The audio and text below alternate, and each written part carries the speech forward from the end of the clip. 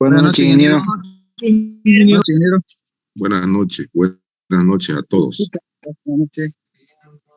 Buenas noches. Bueno, vamos a seguir con nuestro avance. Si bien ya tenemos material para el primer parcial, que es el 18, ¿no? ¿Sí? Sí. Ya, el 18 de octubre tenemos el primer parcial hasta de los capítulos 1, 2 y 3, ¿no? ¿Sí? Sí, ingeniero. Ya. Pero bueno, tenemos que seguir avanzando y en esta sesión vamos a llevar quizás el capítulo más importante que ustedes deben tomar en cuenta en obra, y el hecho de poder utilizar el equipo de manera adecuada y tomando en consideración de que si ustedes el ítem de compactación lo hacen mal, remover y nuevamente compactar es plata.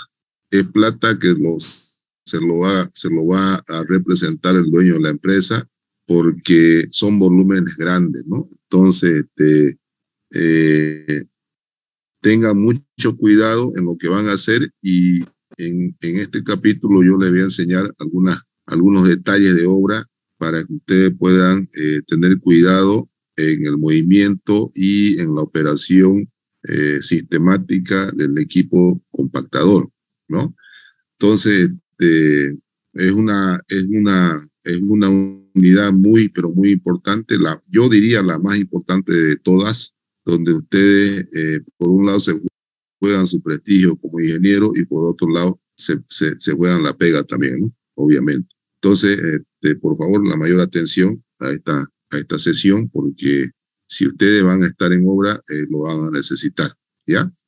Entonces, yo le describo así, de manera general, la constitución de un suelo cualquiera, ¿no? El suelo, como ustedes lo han podido apreciar también en la materia de suelos 1, suelos 2, es la composición básicamente de 4 componentes, que son los minerales, ¿no?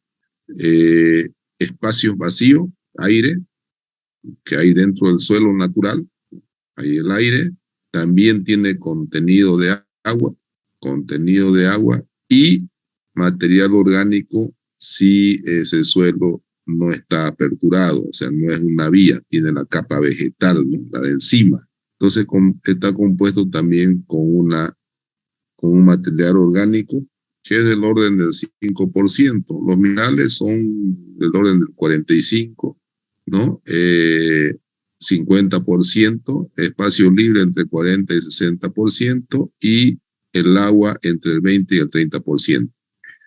¿Qué se quiere lograr con la compactación?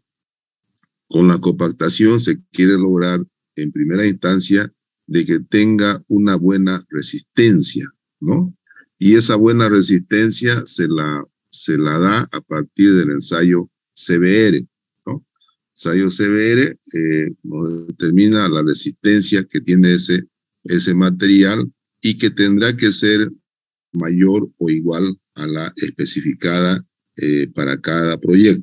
En un determinado proyecto dice su CBR para su rasante deberá ser mayor o igual a tal valor. Su CBR para su base deberá ser mayor o igual a tal valor, y así sucesivamente para capa base, ¿no?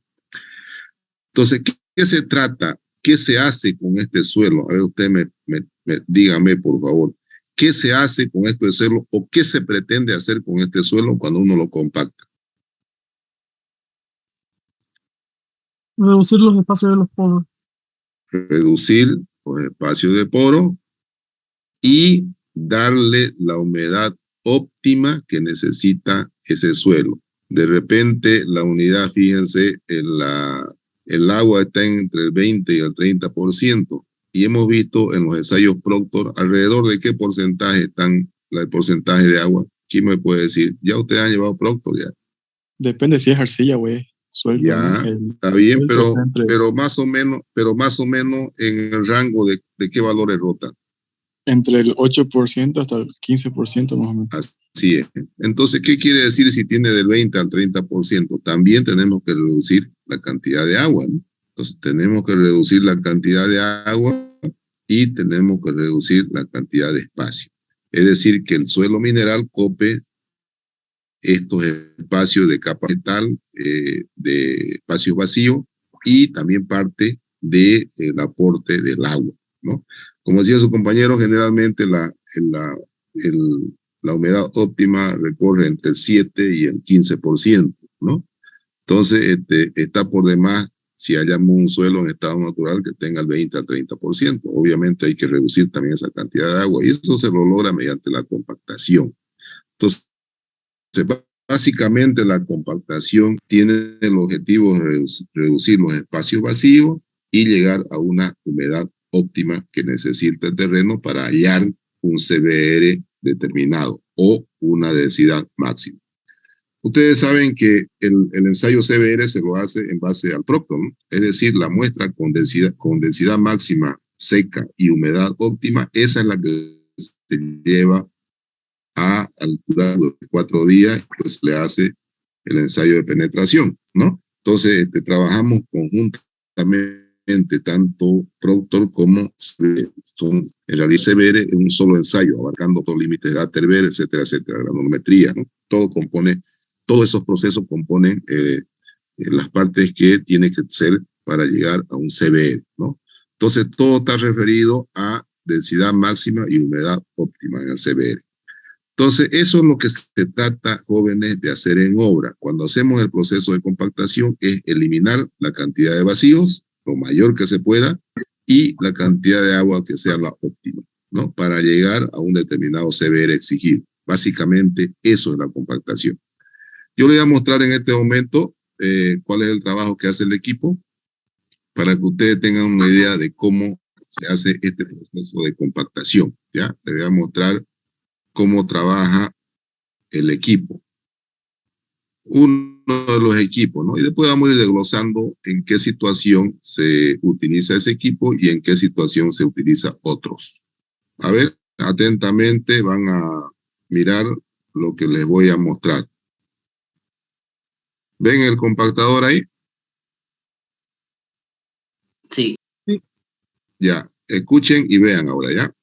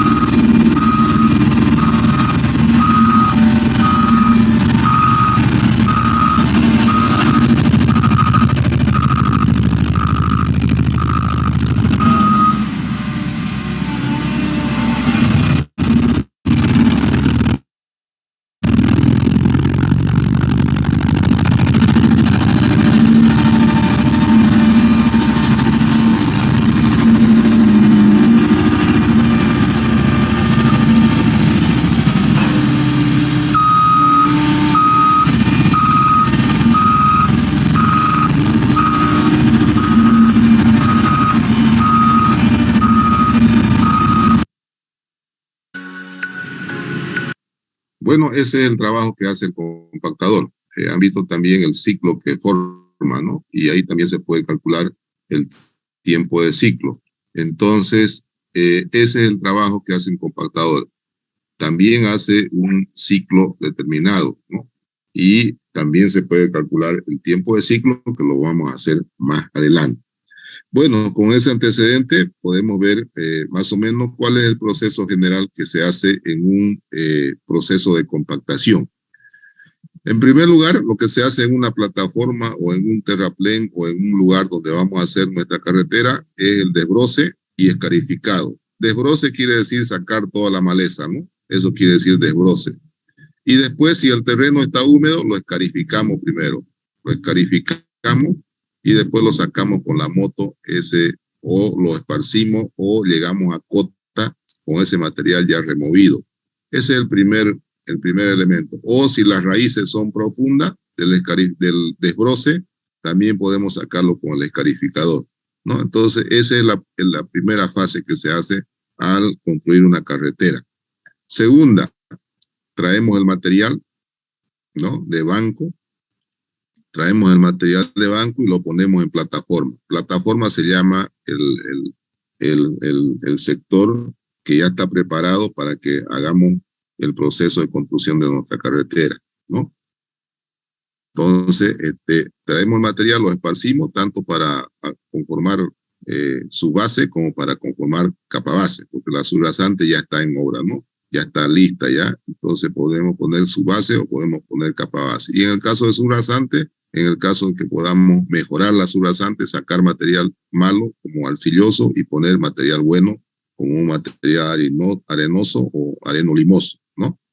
Entonces, el segundo proceso es esparcir el material en plataforma. Tercer proceso es darle humedad. ¿Hasta cuánto le vamos a dar la humedad? ¿Quién me puede decir? Ya lo hemos charlado eso.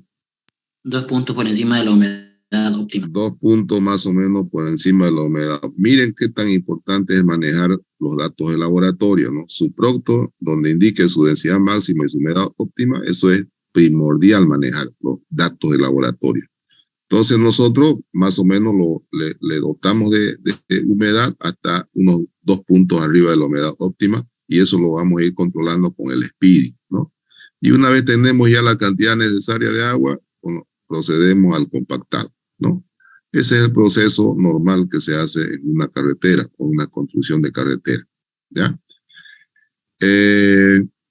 Después dirán ustedes, si yo tengo que llegar a un espesor de 20 centímetros compactado, ¿cómo calculo en función de mi espesor suelto? O sea, ¿cuánto de suelto le voy a poner? Si quiero llegar a un espesor compactado, por decir, de 20 centímetros. Entonces ustedes calculan mediante esta formulita que ya la hemos llevado, si ustedes se recuerdan, al principio de la materia, ¿no? Cuando hicimos relaciones de peso en función de masa sobre volumen o peso sobre volumen. Hicimos esta relación, ¿no? Entonces el espesor suelto que ustedes van a colocar va a ser igual al espesor compactado que tienen en el proyecto, ¿no? Multiplicado por la densidad. ¿Qué densidad es esta? ¿Qué densidad era? Densidad compactada. Densidad compactada sobre densidad suelta, ¿no? Entonces así hallamos el espesor suelto, ¿no? Aquí dice espesor de la capa suelta, espesor de la capa compactada y densidad del material compactado. ¿Cómo hallo esta densidad de material compactado? ¿De dónde lo saco?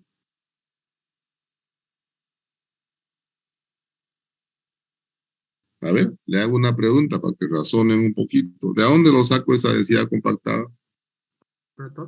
Ah, es la densidad máxima. Ya, pero ¿de dónde lo saco? ¿Laboratorio? Laboratorio, pues del espécimen del espécimen que hemos hecho el ensayo de compactación, del Proctor, de ahí lo saco la densidad compactada. ¿Y la densidad suelta, dónde la saco? Del campo, del banco de pruebas. Del banco de prueba o en laboratorio también lleno el mismo molde donde voy a hacer mi Proctor, lo lleno con material sin compactar y de ahí mismo puedo sacar también la densidad suelta, ¿sí o no? Antes de compactar, ¿sí o no? ¿Sí? ¿Sí o no? Sí. Sí, ¿no? Entonces en laboratorio lo puedo tener todo dato. Entonces ustedes ya pensando en lo que van a hacer en plataforma, en campo, dice yo voy a necesitar densidad compactada y densidad suelta. Tengo que tener todo dato, ¿no? Entonces tengo el dato del espesor compactado porque es el dato del proyecto, ¿no? De los planos. Entonces multiplico ese espesor por la relación entre estas dos unidades y ya tengo el espesor suelto. Y a ese espesor voy a decirle a mi capataz, porque ustedes van a estar asistidos por un capataz que se llama capataz de movimiento de tierra, se llama ese capataz. Hay capataz también de trabajo, digamos, complementario, como puedo decir, cordones, pavimento, etcétera, etcétera, ¿no? Pero hay un capataz que se llama capataz de movimiento de tierra, ¿no? Entonces, usted agarra y le dice, vos me vas a llegar a tal espesor suelto en plataforma, tenés que controlarme eso, ¿no? Ellos ponen su estaca y ahí van controlando el espesor suelto, para que después cuando venga el compactador ya llegue a al espesor o a la altura que se necesita. Inclusive, ¿qué tienen que hacer? Les comentaba, inclusive al material suelto, al espesor de material suelto, tengo que añadirle unos 2 centímetros para que sea un poquito más arriba de la cota que tengo que llegar, la cota que tengo que llegar compactado, ¿no? Entonces, de eso tengo que dar un poquito más de eso. ¿Para qué? Para que cuando se compacto no llegue exactamente, ni que fuéramos mandrake, ¿no? Para llegar exactamente a la cota a la cota del espesor compacto. Entonces, yo siempre llego un poquito más arriba. ¿Y qué hago con ese espesor que tiene por ahí, con la moto? Agarro y yo, no sé si ha entendido. ingeniero. Sí, entendido. Ya, entonces, inclusive al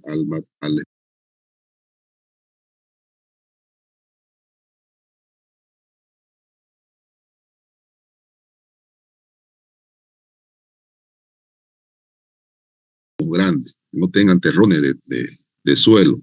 Ese es el proceso de homogenización. Y después, como le decía, determinar la humedad natural del terreno, ¿no? Eso es lo que le decía, antes de compactar, yo tengo que tener una humedad, unos 2 puntos para arriba de la humedad. Ese ya es el cuarto paso y el último antes de que entre el compactador.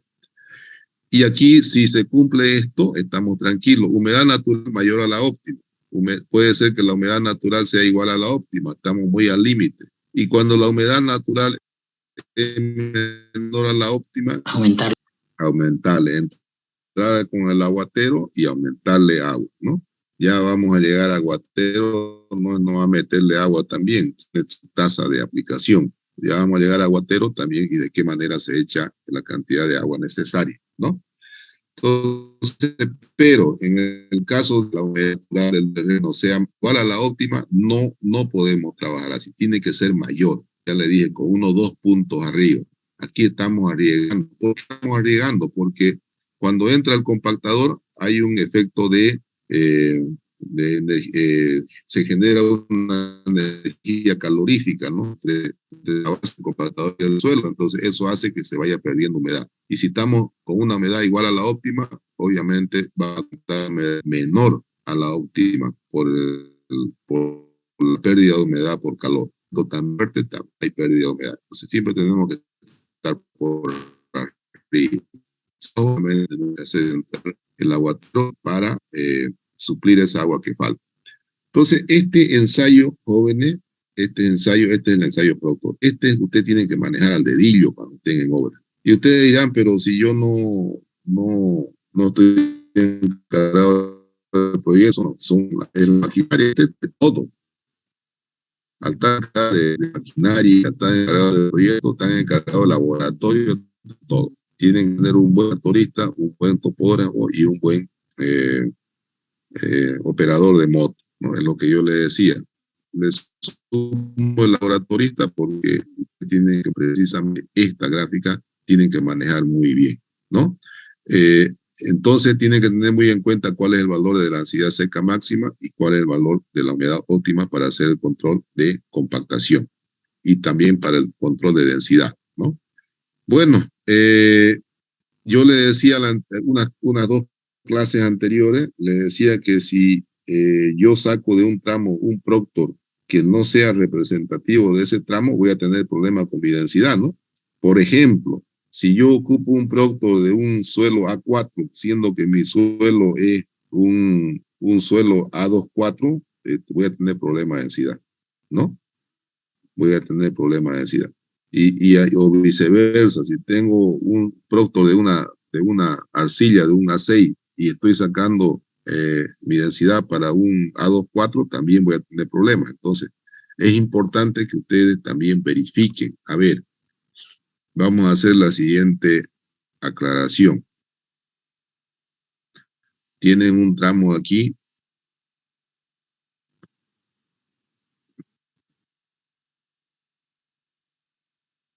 Y por decir, han hecho el estudio de suelo. Y ustedes tienen aquí un A24, por decir. Estamos hablando de su rasante, ¿no? Aquí tiene un A4. Y aquí tiene una A6. Vamos olvidando el índice de grupo, ¿no? Cuando ustedes estén trabajando en densidades, estoy hablando de subrasante, no estoy hablando de subbase ni capa base. Y ustedes en el estudio de suelo han llegado a determinar que aquí tiene 30 metros. Aquí tiene 70. Y aquí tiene 50 ya. Ustedes el estudio de suelo tienen que manejarlo bien también. O sea, tienen que andar con su plano de estudio de suelo que han encontrado en esos tramos de suelo natural, ¿no? Entonces, cuando hacen el proceso de compactado, el proctor de este sector, o sea, miden de 0 a 50 metros si están haciendo el estudio de acá a acá. De 0 a 50 metros yo sé que tengo el proctor de este material. Entonces, cuando saque mi densidad, tengo que referirlo a la densidad seca de este material. Si ustedes en este tramo, al sacar densidad, lo refieren a este proctor, están haciendo mal. ¿Sí o no? ¿Sí? Sí. Sí. Entonces, tengan muy en cuenta eso. El estudio de suelo que ustedes hagan lo tienen que tener a mano. Entonces, miren, estamos en la progresiva 40, ya, todavía no hemos superado esto. Mi producto de referencia es el A24.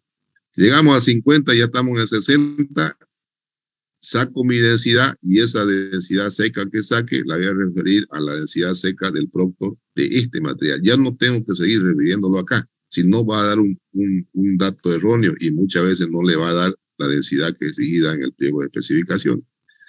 Entonces, tengo que controlar eso también. Llego a la progresiva, de aquí a aquí sería 120, ¿no? Llego a la progresiva 130. Ya mi proctor, mi densidad que saque aquí, tengo que referirlo a este proctor de este material. Ya no ninguno de estos dos.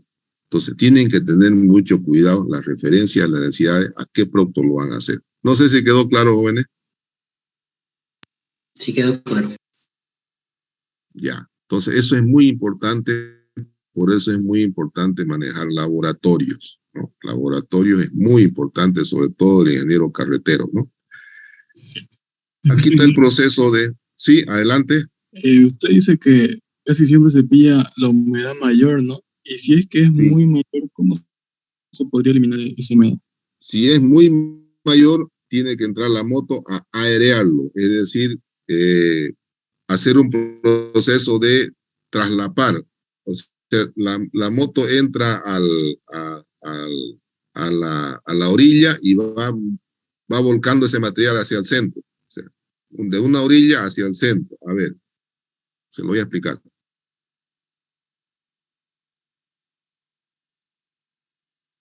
Cuando el material se pasó de agua, dice, se pasó de agua, ¿qué voy a hacer? Ustedes controlan con su Speedy y dice que la humedad está en 20 en lugar de que esté en 11. Ahí ya hubo una chambonada. Entonces entra la moto y hace material de la orilla, lo va poniendo al medio. Material de la orilla lo va poniendo al medio, ¿no? Ahí. Después del otro lado, viene de la orilla y lo mete al medio. Y ahí ya está aereando el material, está haciendo perder humedad.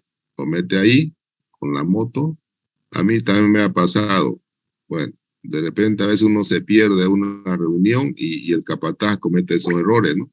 Porque uno siempre tiene que estar controlando humedad.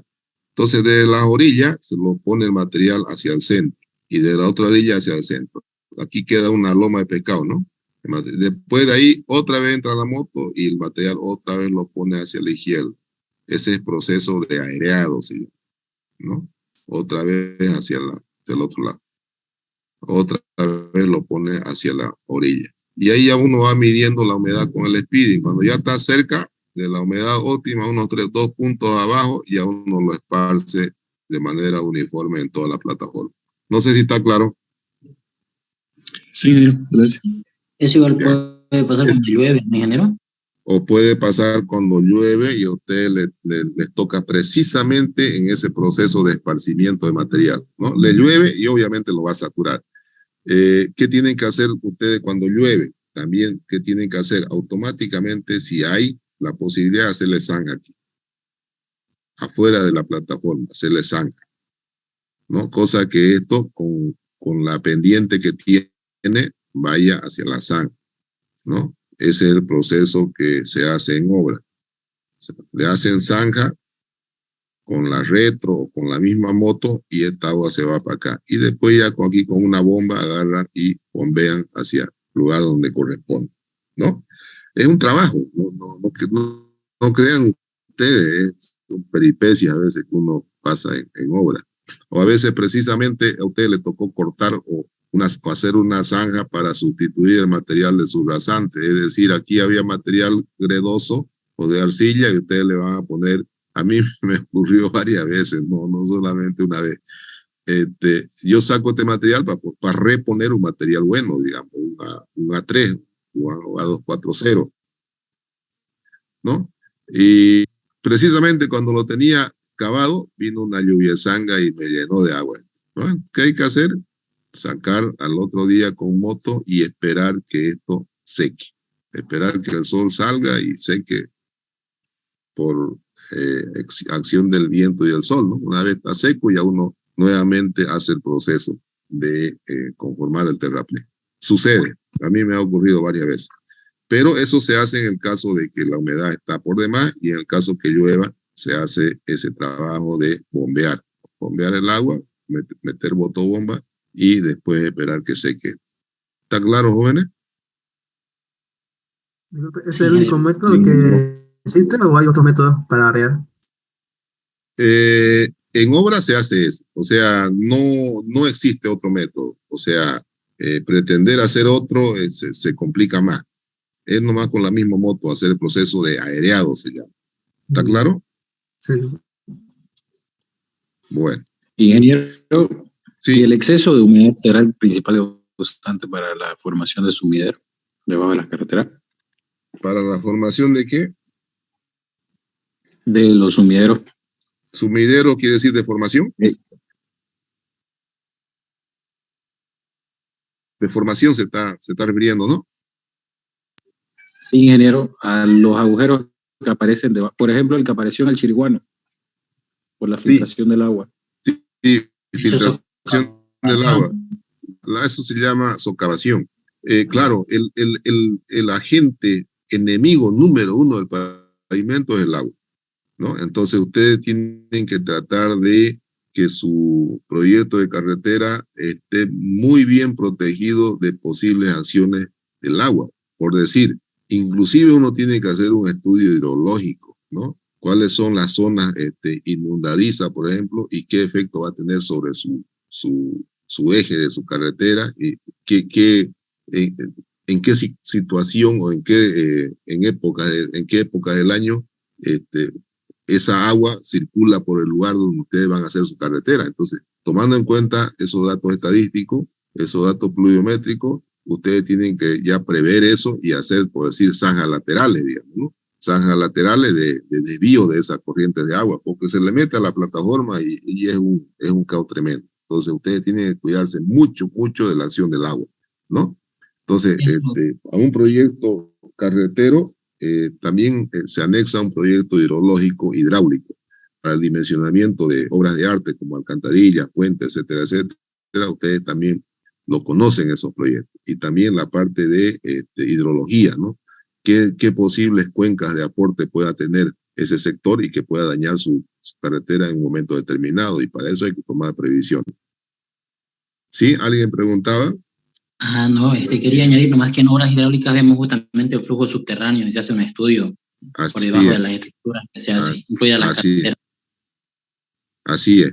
Inclusive cuando ustedes van a hacer carretera, el estudio de suelo lo determina el nivel freático, ¿no? Entonces, si el nivel freático está muy encima, las posibilidades de fundar ahí es muy riesgosa. Entonces, por eso hay que aumentar el terraplén, hay que aumentar la cota de rasante, etcétera, etcétera, ¿no? Entonces, tiene que ver mucho la presencia de agua en las capas y qué tipo de materiales también, ¿no? Algunos, por ejemplo, hacen precisamente para para evitar este fenómeno de acceso del agua, se hace talude y se reviste con arcilla, ¿no? Para que no haya penetración de agua hacia el cuerpo principal del terraplén, ¿no? Se reviste con arcilla. Y por eso que ustedes han visto también que una vez terminada la carretera, te revisten los taludes con grama, ¿no? Se los reviste con grama para precisamente no cause erosión el efecto de las aguas, ¿no? Entonces, todos esos datos son importantes para que ustedes tomen en cuenta al momento de construir una carretera. ¿Está bien? ¿Alguna otra pregunta? Eso para proteger del talud con pasto, está diciendo. Sí, No es sí. para cualquier sector, ¿no? Pasto. Tiene que ser un estudio, qué tipo de planta se debe de colocar, eso, ¿no?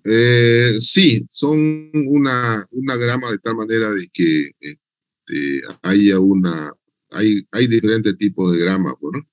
Tienen que, ¿cómo se dice? Unirse entre ellas y formar un solo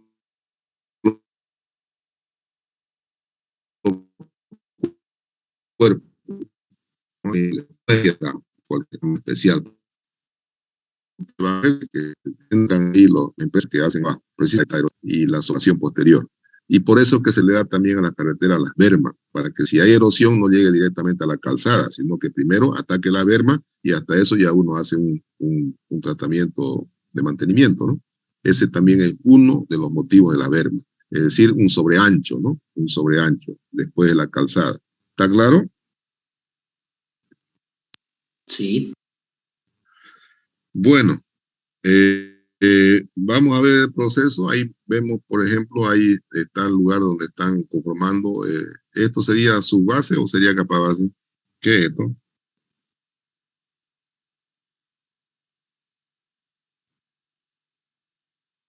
¿Material para qué? ¿Para qué capa es esto? Sería la subbase. De subbase sería, ¿no? Es un material para subbase. Luego está la moto, proceso de esparcido, que le decía yo, ¿no? Después de que colocamos con las volquetas, tenemos el proceso de esparcido. Aquí está seguramente al operador le han dicho, ya mira, pues quitan las estacas, no se ven, ¿no? Las estacas deben estar a la orilla y al centro, ¿no? Las estacas se ponen al centro, orilla, orilla. Entonces, este operador ya tiene definido cuál es su espesor sueldo. Entonces, está trabajando ya en función de eso, ¿no? Luego de eso, ponemos el aguatero para darle la humedad que necesita, ¿no? Ponemos el proceso de colocado de agua para llegar a la humedad y una vez verificamos que la plataforma ya está con su humedad necesaria con el Speedy, ya metemos el compactador. En este caso es un compactador pata de cabra. ¿En qué momento se utiliza ese compactador pata de cabra? ¿Para qué tipo de suelo? Sobre todo a los suelos con presencia de material cohesivo, los suelos con contenido plástico, un A4 con índice de grupo 7, 8, siempre con presencia de material plástico, se emplea el rodillo pata de cabra, ¿no? Y cuando es material arenoso, ¿no? O un limo arenoso, se emplea el rodillo liso o el neumático, ¿no? Pero sí más se emplea para arenoso el liso, ¿no? Y si hace falta, le aplicamos el vibro compactador, ¿no? Activamos esto para que sea vibrado también, ¿no? Entonces eso para material arenoso. Y fíjense que mientras está terminando de compactar ya la moto está operando para llegar a la cota final de esta capa, ¿no? Entonces eso más o menos es el proceso que se hace en obra para conformar un terraplén o una capa para el uso también de la maquinaria, ¿no? Y ahí está el compactador como un equipo final de proceso para que la moto ya dé el terminado, ¿no?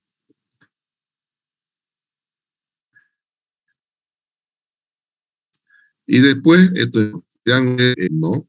Una vez ya se compactó la capa, sacaron densidades, verificó que la densidad está mayor o igual a la especificada, verificaron el CBR está correcto, está mayor que el especificado. Bueno, está todo igual ya, está todo listo, ¿no? Según especificaciones. Y dicen ustedes, no voy a poder pavimentar ahora, voy a pavimentar mañana. Entonces ustedes le pasan la última capa de aguatero a ese material compactado ya. Le pasan la última capa de agua. ¿Para qué es esto? ¿Quién me dice?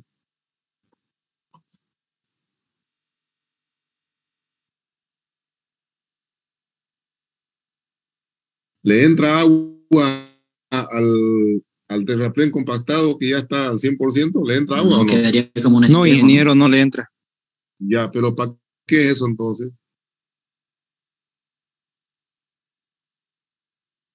Ese trabajo, digamos, no voy a compactar, no voy a pavimentar ahora, lo voy a hacer mañana en la tarde. Yo entonces le digo al operador del aguateo, pasame 2 pasadas de agua a este terraplén. ¿Para qué le digo eso? para que no pierda agua. Claro, por efecto del viento y del calor, precisamente en nuestra zona, puede haber una pequeña pérdida de agua en los primeros 5 centímetros, ¿no? Del terraplén. Entonces, para que no pierda agua, esto como lo que lo cubre, no haya fuga de agua, ¿no? O sea, permanentemente esté con su agua óptima que ya el terraplén, ¿no? Entonces, como una protección para que no haya fuga de humedad por efecto del viento y por efecto del calor. ¿Está claro? Pero siempre esto, si no pavimentan ese mismo rato, ustedes tienen que hacer este trabajo. Dejarlo su plataforma con agua, ¿no? Y mucho mejor que si es que no van a pavimentar en la mañana del próximo día, en la mañana otra vez le hagan la pasada con el aguatero. Y ya en la tarde ya, bueno, comienzan a pavimentar, ¿no? Eso siempre se hace. Bueno, sí. Una consulta, y esa agua que se utiliza, así como dijo, para protección, ¿tiene que ser agua potable o puede ser un agua que puedo extraer de un río cercano? Puede ser de algún río cercano o puede ser de alguna laguna. Pretender colocar agua potable solamente se lo hace si uno está trabajando en un pueblo, digamos, ¿no? Pero generalmente las carreteras son fuera de los pueblos. Entonces, uno tiene que utilizar un que esté mucho más a mano. Imagínense irse a un pueblo a llenar y irse 120 kilómetros, pues sale muy caro. Entonces, ¿se recurre a los ríos o se recurre a los lagunas pueden haber, ¿no? Con esa agua no es necesario que sea potable. Es potable, o sea, si van a pavimentar ya con hormigón, si se va a proceder a hacer la losa, esa agua ya tiene que conseguirla potable a donde sea, digamos, para la pavimentación del hormigón. Pero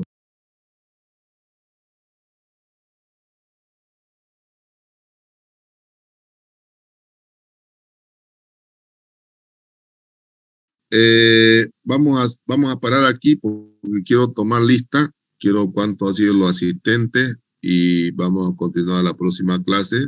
Quería que entiendan bien el proceso y la importancia de manejar laboratorio, ¿no? Lo vamos a dejar aquí, vamos a continuar la próxima clase y vamos a tomar lista. Para eso quiero que activen su cámara y voy a tomar lista, ¿ya?